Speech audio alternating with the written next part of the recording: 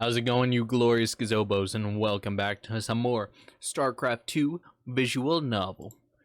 One thing I did want to say is if you've managed to make it this far in the series, that hopefully means you enjoy it. So if you wouldn't mind just, I don't know, sharing a video, giving the video a like, it's much appreciated and helps out quite a bit. Alright, now that that's done. So, last episode, we got depressed, we got sad, and we were just kind of having like a little bit of a mental breakdown, right? And we were supposed to go meet at the PC Bang, have a great time, and train up to go fight Mr. Bolt himself. But instead, because of our shutdown, we ended up just kind of staying here and being depressed. And Jet showed up, and rather than giving us some type of super soft motivational speech or something like that, she basically said, "Get your ass off the floor," and then we said no, and she slapped us. As we probably deserved in that moment, because, I mean, we were just kind of like, these guys are lying on us, and we just mentally shut down. I know a lot of stress on us, but, you know, a little bit on both sides, I guess. But I made a goof. You see, after the slap episode, I then proceeded to record 3 more episodes. And then I thought I uploaded them, and I didn't. So I deleted them. So, yeah. I had to kind of load up one of the older saves and go to this moment. So I kind of know a little bit of what's going to happen after this, but it's been a while since I recorded those. So, yeah, it should still be fun. Jet's palm cracks against the left side of my face. I call out in a mixture of pain and shock and try and step back. Instead, Jet catches me by my shirt and pulls me forward, visibly restraining herself from bringing the back of her hand across my other cheek. This is such a sad... I hate it. I gasp for breath and bring my hand to where she struck me, her eyes determined and refuse to leave mine. This is so sad. I feel so bad. Why, Jet? Why you gotta do me like this? Like, I know I just said that I guess we kind of deserved it, but we didn't deserve like this. This is just sad. Also, don't hit your friends. Don't, not like this, you know, like maybe goof around a little punch in the side or something like that, but no slaps. You know, there was other ways to go about that, Jet. Why'd you do that? Why are you here, Match? Why did you come to Korea? What, to play StarCraft? You already know the answer.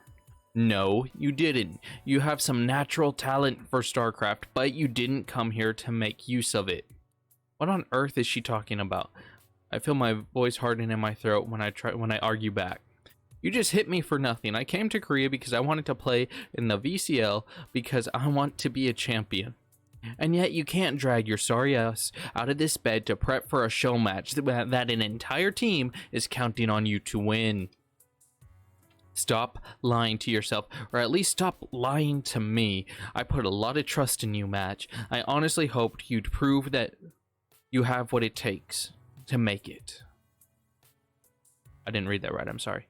But you clearly don't. You quit when it gets hard, and your minor accomplishments help fuel the lie that you're capable of something great without putting in the work. The ferocity in Jet's eyes dies out as she relinquishes her vice on my undershirt. I stumble back, clutching at the wall to keep me from falling over. You have less than a week to pretend that you care about what happens to yourself and this team. If you can't do that for your own sake, then do it for ours. Dang it. I accidentally hit spacebar. The wall is rough against my side as I slide down onto the floor.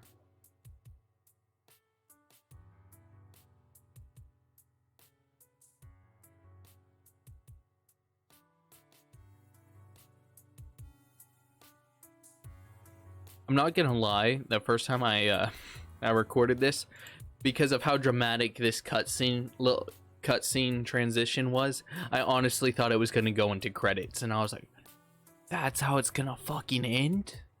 Holy shit. I'm glad it's not, though. Or is it? It's not long before I'm tired of replaying. It's not long before I'm tired of replaying my stale reasoning.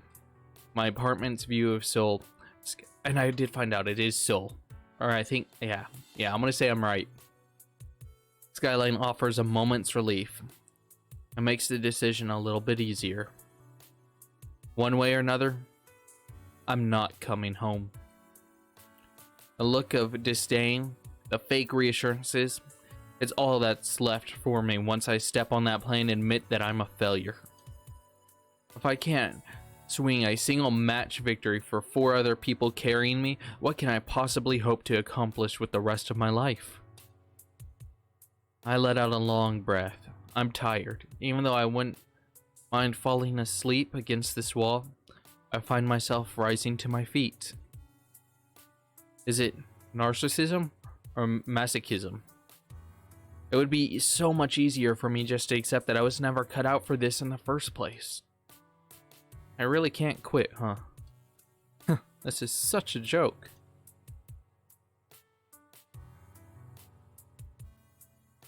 Now the credits. I kid. I like this. I like this bit. Go-Mart chime sings out and I push my way into the store. Snow white hair and a wrinkly forehead perk up from behind the counter as I stand in the doorway of his store. Mr. Yeon? Come for another round of go match? Or just here to take your drinks and scram? It isn't until he gets a good look at me that his smile drops off his face. Something the matter? Did you play Go professionally? He nods once, so I continue. Why did you play? What kept you going? Why did you stop yourself? How did you stop yourself from quitting?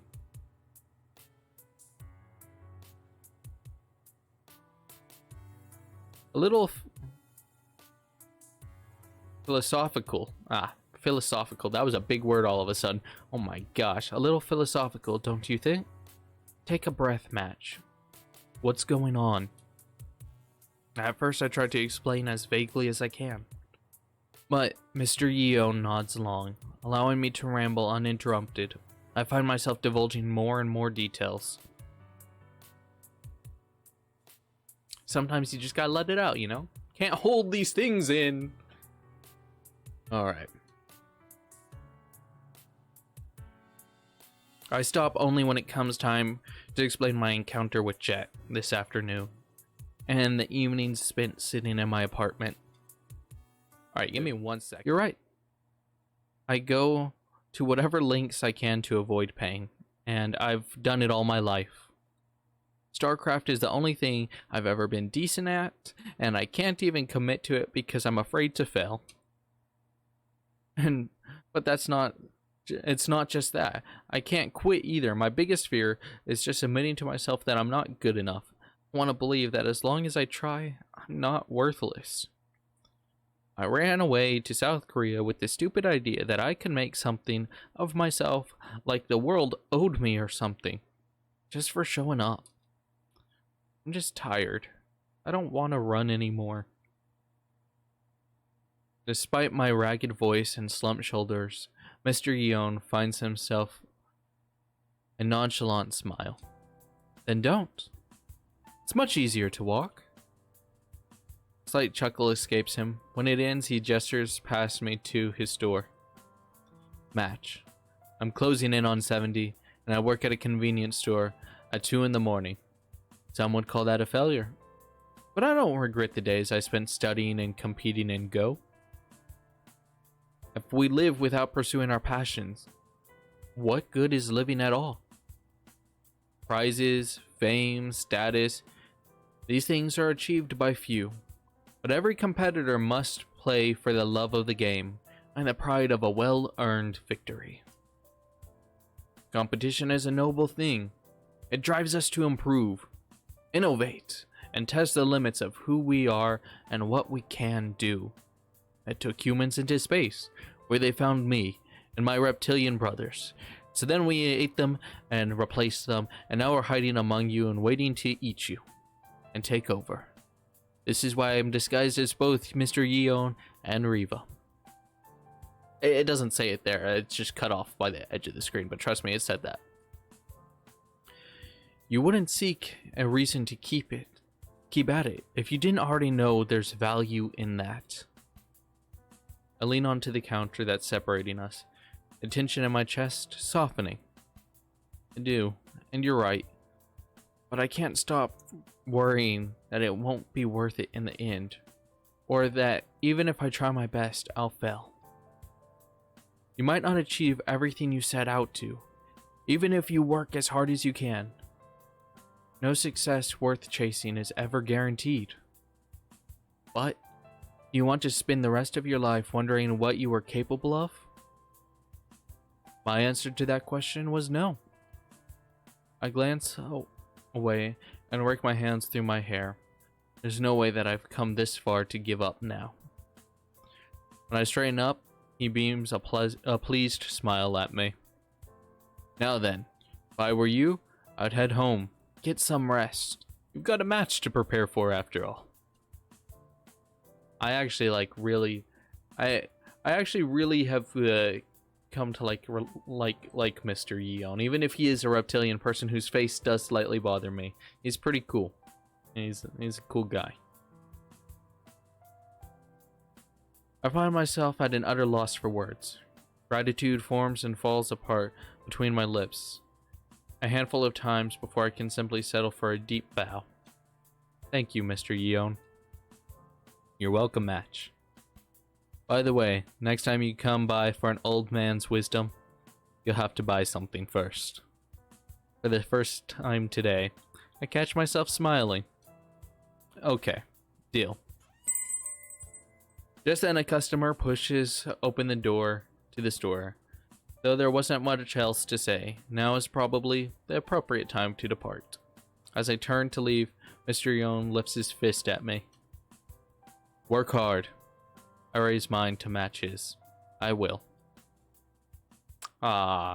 Good moments. Good moments like those are why I like reading books and things like that. I like little moments like that. Visual novels, I think, really help along, stories. For just the little graphics to it, I think really help. It was a good moment. I liked it. I liked it a lot. I did. I liked it a lot. Apprehension hangs over me as I stand before the doors to the Golden Zone fire.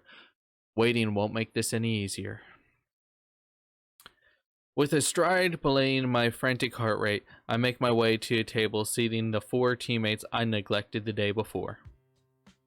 But, whatever reason I have to worry disappears when Excel catches sight of me. He raises from his chair and waves me over. I've died. Random burps, man. I feel like I suffer from them. Well, it also has to do with the fact I have a tendency to eat, like, right before I record. That's probably not the smartest thing to do, huh? Oh well. I probably won't change it either. He raises from his chair and waves me over, leading Riva and Stunt to follow suit. It's only Jet that refuses eye contact with me. Even then, though she's trying to hide it, I can tell she's relieved I'm here. Hey Match, you ready to practice?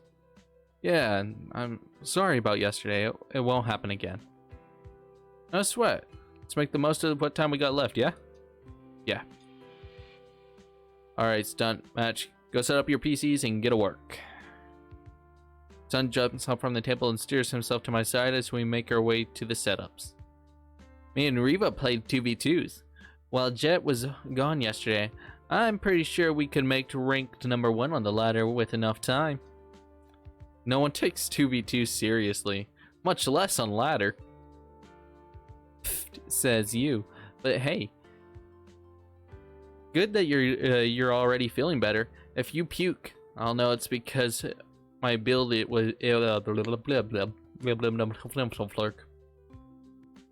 That's right, I speak reptilian. I'll know it's because my build is what's sick. I lift an eyebrow, trying to unravel Stunt's meaning. It's only with a glance back at Jet and then Excel that it clicks. Yeah. I'm all better. He snarks on a plane. He snarks and peels away from my side to pick out a PC. Jen, Excel, and Revo follow at a distance. The latter two setting up chairs behind me to observe and make comments. Even with my renewed focus and drive, it becomes readily apparent after a few matches that our practice is still going to be suboptimal. Stunt's trying his best, but it doesn't mean much with less than a week until the show match. He simply can't execute standard builds very well. Excel says as much after I trip my way through another clumsy win. We might need to look into finding no, I thought that was Reva for a moment. Fuck.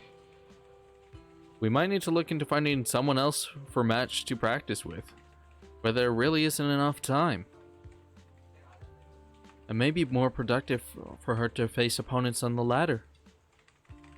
It won't be possible for match to prepare against certain builds that way, but at this rate, you might be right. Stunt, no one's gonna deny your unit control. No one's going to deny your unit control, but you just don't have this strategic breadth of someone like Bolt. The young Protoss player slumps in his chair and stares off into space. I know. I'm sorry. Did I really come this far to face Bolt unprepared? There has to be a solution. Alright, so last time, thought about this for a long time, and I don't remember my entire thought process here. We know for this, this is what I remember. As for looking for another Protoss, we know that finding someone that's decent enough to compete at a tournament level is, you're not going to find them here. After all, we struggled, and the best Protoss player we are pretty much snagged off the streets. And as for Reva, she's good, but she doesn't she's not quite as well versed with all her strategies, you know? But my brain went, all right, what's something else? What's something else that could happen? And I like what happens here, and I think it's the best option. I haven't seen how the outcome comes out yet, but I do believe this is the best choice. If Stunt isn't providing enough strategies for me to prepare for, and Reva can't put the strategies she knows into action. Wait a second, what Stunt said earlier. What if we practiced 1v2? What? Stunt handles the units, and Reva handles the base management, and picks the build order. That way I can face the best of both of them. Will that even work? Excel glances to Reva, who seems surprised by my plan as he is. I don't see why it wouldn't. It won't be a perfectly realistic game condition, but it's better than anything else I can think of. Sounds kind of fun. Come on, Reva. Stunt pats the seat next of the station next to him. With a shrug, she rises to join him. Very well. And I would like to thank all of you for watching. I hope you had a great time, and I will see you guys in the next episode. Bye!